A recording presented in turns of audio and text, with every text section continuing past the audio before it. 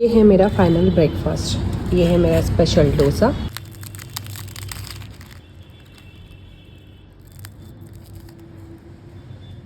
तो hello everyone, welcome back to my YouTube channel. और आज के इस वीडियो में मैं आपको बताने वाली हूँ एक हेल्दियर ऑप्शन फॉर ब्रेकफास्ट।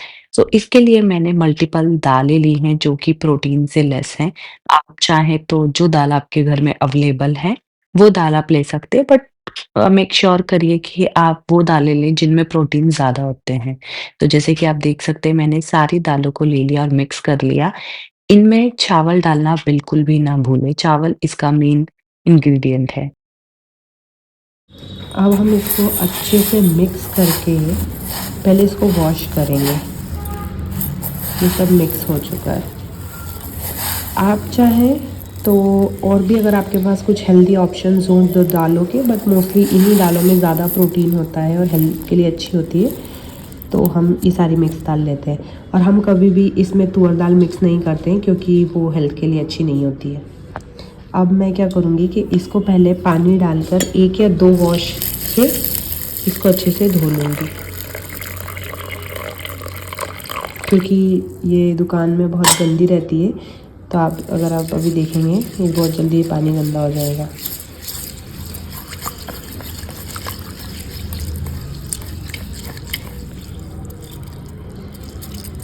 ये अब इस पानी को क्लीन करते हैं। और देखो कुछ डस्ट भी है, तो हम ये भी क्लीन कर लेंगे। सुबह जो है इसकी जो दाल हमने कल भिगोई थी वो कुछ इस तरह की हो गई है। और अब इस दाल में हम ऐड करेंगे हरी मिर्च, मेथी, धनिया, पालक। मैंने ये चीज़ ऐड की है। अगर आपको कुछ और भी वेजिटेबल्स पसंद है तो आप ये भी ऐड कर सकते हैं। और इन सब को ऐड करने के बाद हम इसको ग्राइंड करेंगे। दाल देखो ऐसी हो जाती है कि फूल जाती है कम्प्लीटली और हाथ से ही इजीली टूट जाएगी। ये देखिए, तो ये हाफ़ कुक हम इसको बोलते हैं कि हाफ़ कुक हो चुकी है। अब बाकी की जो है वो हम उसको जब डोसा बनाएंगे तभी हो जाएगी।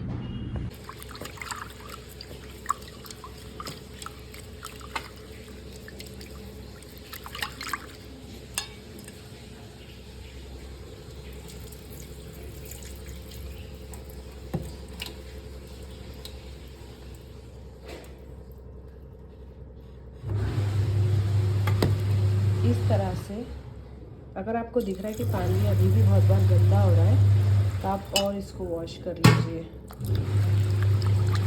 इसमें डाल देंगे हम पानी और इसको रात भर के लिए छोड़ देंगे। आप चाहें तो 4 से 5 घंटे के लिए भी छोड़ सकते हैं, बट मैं तो इसको रात भर के लिए छोड़ दूँगी। इसको ढक देते हैं और इसको रख देते हैं। इसको हम कल सुबह देखेंगे।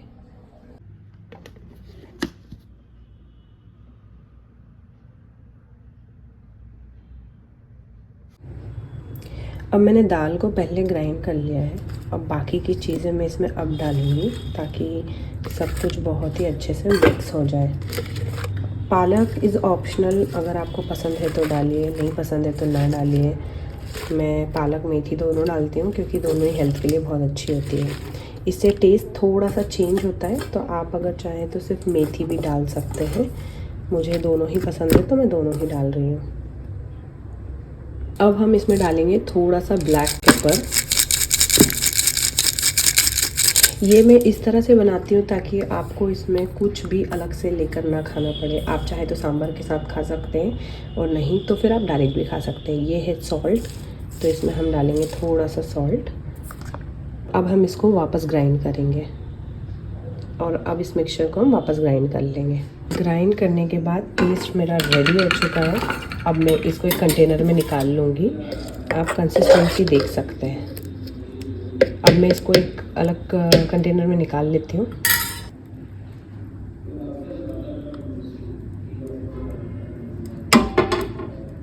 और ये है मेरा फाइनल बैटर जो कि रेडी हो चुका है। कंसिस्टेंसी आप देख ही सकते हैं कैसी है, और मुझे इतना ही कंसिस्टेंसी रखना है ताकि मैं उसको ईज़िली बना सकूँ।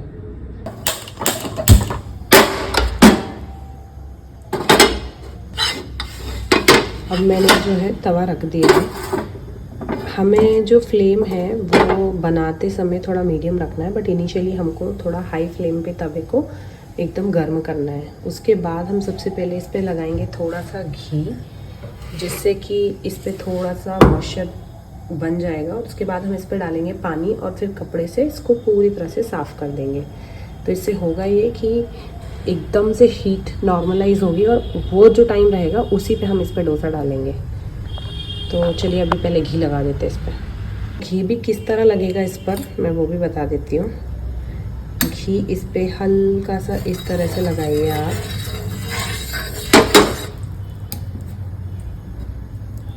और उसके बाद एक कपड़ा लीजिए, कपड़े को इस तरह से फोल्ड कीजिए और इस घी को पूरा स्प्रेड कर दीजिए। घी अच्छे से स्प्रेड हो चुका है। अब हम इस पर डालेंगे थोड़ा पानी। कैसे पता चलेगा कि मुझे पानी किस तरह डालना है? तो जैसे ही पानी में डालूं, बबल्स को आसपास घूमने लग जाना चाहिए कुछ इस तरह।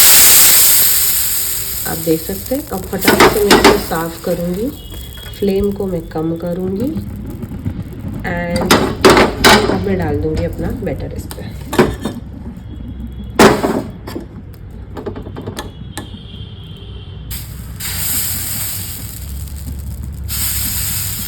बीच से मैं रखूँगी।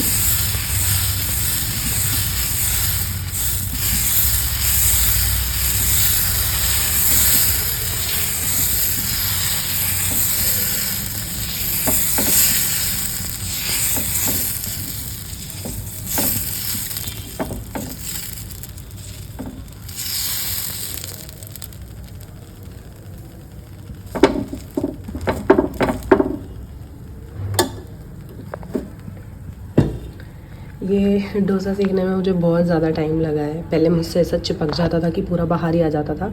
काफ़ी टाइम के बाद मैंने इसे सीखा है बड़ी मुश्किल से। अब देखो मैं फ्लेम बता देती हूँ। ये लो फ्लेम पे हो रहा है बिल्कुल। डिपेंड करता है आपको कितना ज़्यादा कड़क खाना है। मुझे यूजुअली डोसा एकदम क्रिस्पी पसंद है, तो मैं इसको एकदम लो फ्लेम पे होने देती हूँ। अगर आप चाहें तो इसे कवर भी कर सकते हैं कुछ देर के लिए, ताकि ये ऊपर से भी प्रॉपर कुक हो जाए। बट मैं अल्टरनेटिव स्कीम लेती हूँ। मैं क्या करती हूँ, मैं हल्का सा बहुत मिनिमम इस पर घी अप्लाई करूँगी और मैं कंप्लीट तवे को ऐसे कर देती हूँ, मतलब कंप्लीट तवे को ऐसे कर देती हूँ और फिर फ्लेम में पकाती हूँ, तो वो ऊपर से भी पक जाता है। इस डोसे का मेन एडवांटेज इसको बनने के बाद मैं तुमको बताती हूँ। जो मैं टेक्निक बोल रही थी वो कुछ इस तरह से है।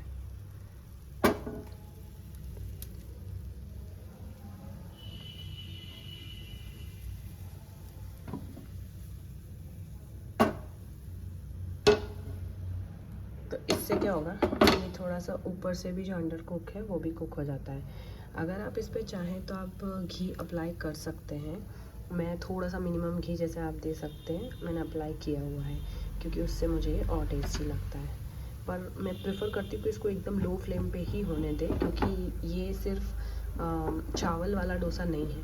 तो इसमें दालें हैं, तो उन्हें कुक होने के लिए स्लो फ्लेम की रिक्वायरमेंट रहती है। अब ये अपने आप ही यहाँ से उठने लग गया है, मतलब डोसा हमारा रेडी हो चुका है। ये इतना ईजीली निकल जाएगा। डन। एंड अब मैं इसको आपको एकदम फोल्ड करके बताती हूँ, इसका क्रिस्प सुनिए।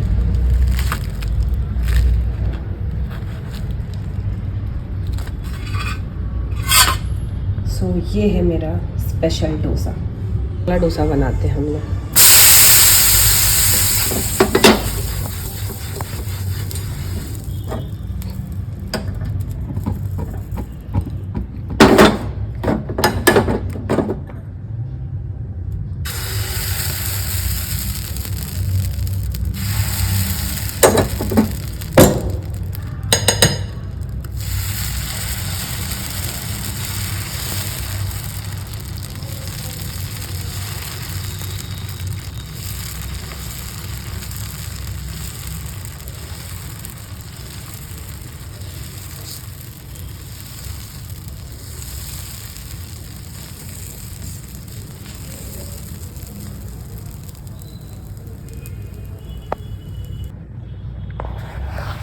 और ये है मेरा कंप्लीट डोसा।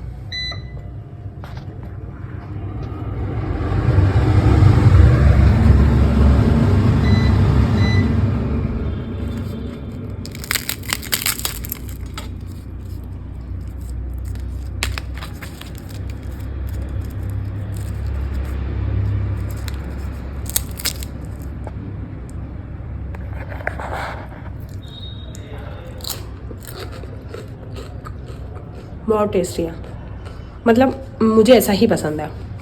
मैं कुछ नहीं डालती हूँ। अगर आपको चाहिए तो आप लहसुन की चटनी या फिर धनिया की चटनी, सांभर, किसी के भी साथ खा सकते हैं, नारियल की चटनी, पर मैं तो ऐसे ही प्रेफर करती हूँ। ये है मेरा हेल्दी ब्रेकफास्ट, डोसा, विंटर के लिए स्पेशल प्रोटीन वाला हलवा। इसकी रेसिपी मैं कभी और शेयर करूँगी। अनार, ये थोड़ा सा हनी है क्योंकि मेरा गला थोड़ा ख़राब हो रहा है, एंड चटनी, धनिया की चटनी, नॉर्मल हरी मिर्च की चटनी।